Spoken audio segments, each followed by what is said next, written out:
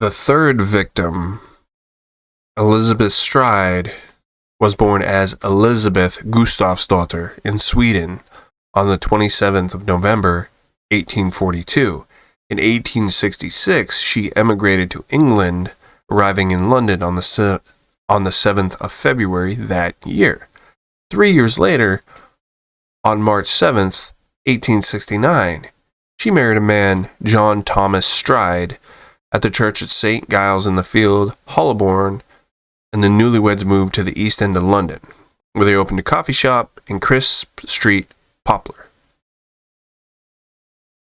The couple separated around 1877, after which Elizabeth began residing in various common house lodgings, and she had also become involved with a man by the name of Michael Kidney. Over the next few years, she began to drink heavily, and she made numerous appearances before magistrates on charge of being drunk and disorderly.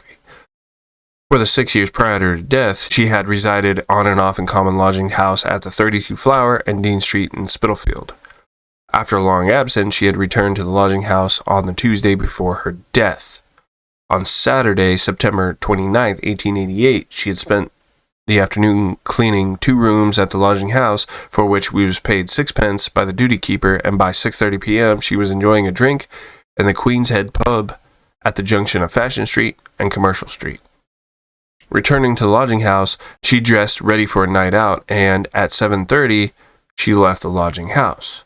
There were several sightings of her over the course of the next 5 hours, and by midnight she had found her way to Berner Street off Commercial Road.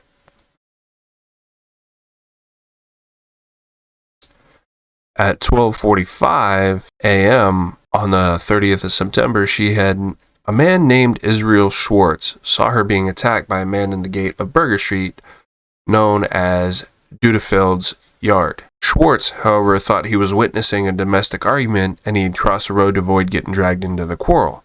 It is highly likely that Schwartz actually saw the early stages of her murder.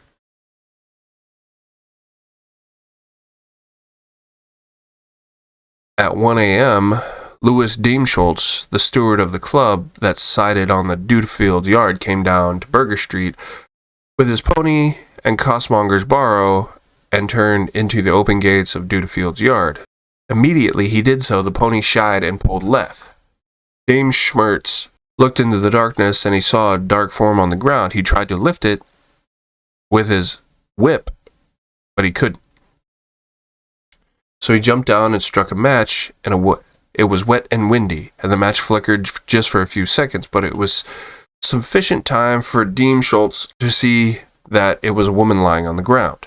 For some reason, he thought the woman might be his wife, and that she was drunk, so he went to the club to get some help lifting her.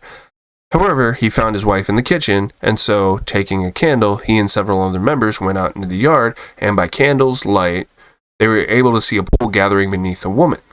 The police were sent for, and the doctor was summoned, who pronounced life extinct. It was noted that, although, as in the case of the previous victims, the woman's throat had been cut, the rest of her body had not been mutilated.